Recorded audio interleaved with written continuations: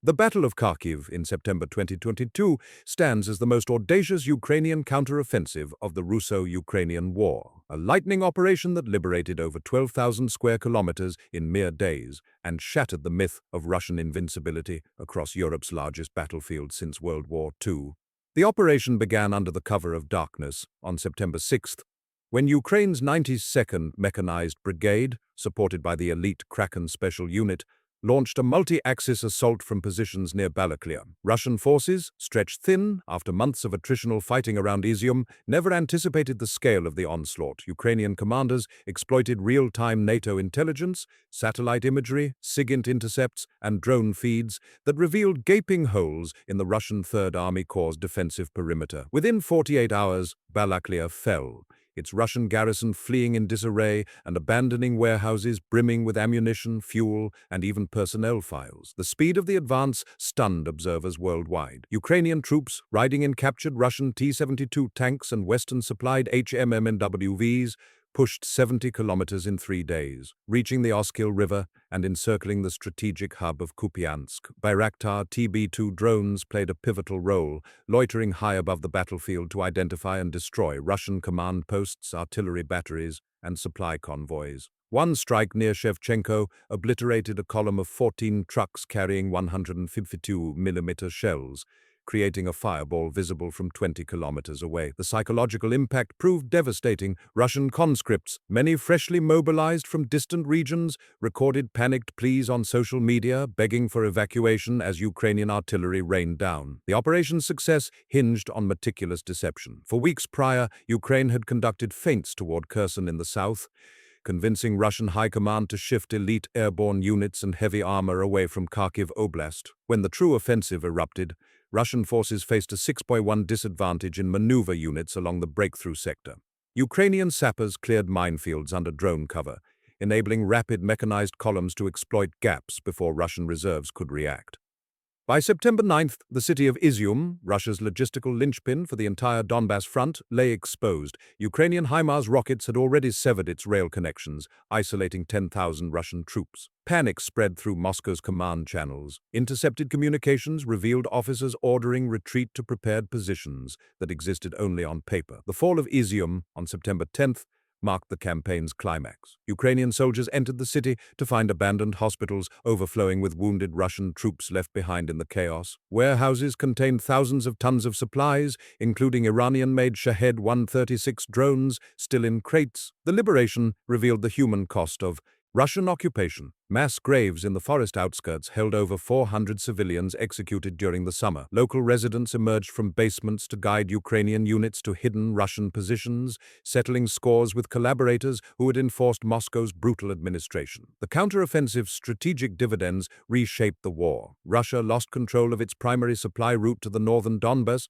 forcing a 100-kilometer withdrawal that exposed Luhansk Oblast to future Ukrainian operations. The captured equipment, over 300 tanks and armored vehicles, 150 artillery pieces, and countless small arms, equipped 2 new Ukrainian brigades without depleting Western aid stocks. Morale soared in Kiev. President Volodymyr Zelensky visited liberated villages, promising that Kharkiv's success previewed Ukraine's ultimate victory. In Moscow, the Kremlin censored reports of the defeat, but leaked documents showed Putin furious with general staff incompetence, leading to the quiet dismissal of Western Military District Commander Alexander Zhuravlyov. The Battle of Kharkiv exposed critical Russian vulnerabilities that would define the war's trajectory. Moscow's reliance on poorly trained mobilizers, many issued rusted AK-74s and Vietnam-era helmets, collapsed under pressure from motivated Ukrainian defenders. Logistical failures proved catastrophic. Fuel shortages immobilized entire battalions, while corruption in rear area units meant soldiers received summer uniforms as winter approached. Ukraine, by contrast, demonstrated mastery of combined arms warfare.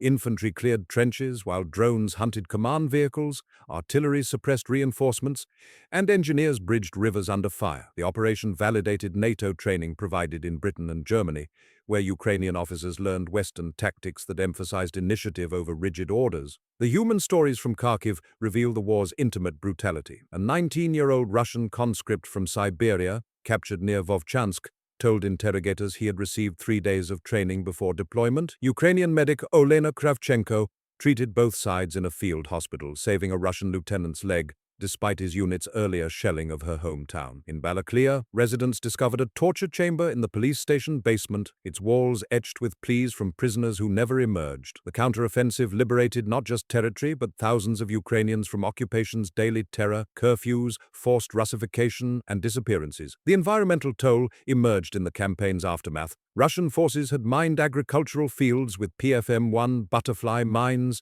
scattering thousands of plastic explosives that detonated under civilian feet.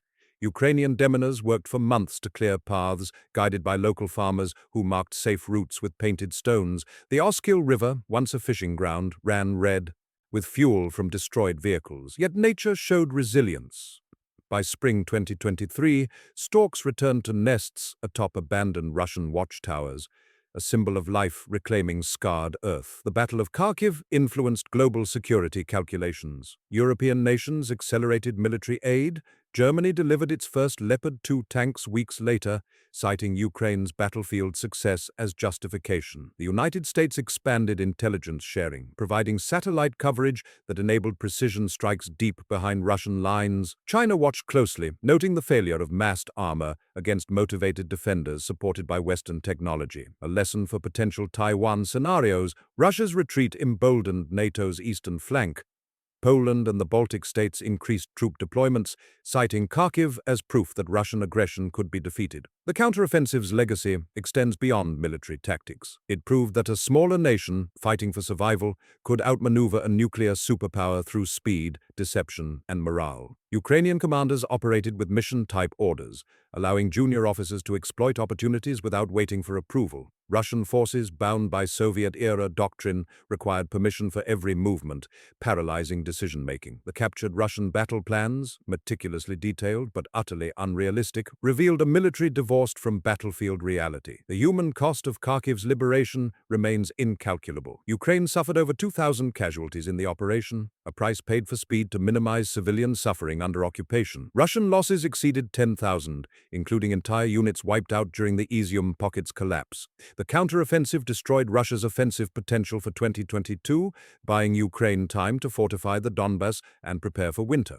It transformed Kharkiv from a city under siege into a symbol of resistance, its golden domes gleaming over fields where Ukrainian flags replaced Russian tricolors. The Battle of Kharkiv rewrote modern warfare's playbook. It demonstrated that drones could replace air superiority, that artillery guided by commercial tablets could outshoot Russian guns, that motivated defenders fighting for their homes could defeat conscripts fighting for pay. The operations maps, now studied in military academies from West Point to Kiev, show arrows of advance that resemble Napoleon's campaigns in their audacity. Yet the soldiers who executed the plan were ordinary Ukrainians, teachers, farmers, IT specialists who became warriors overnight. The counteroffensive's final image endures.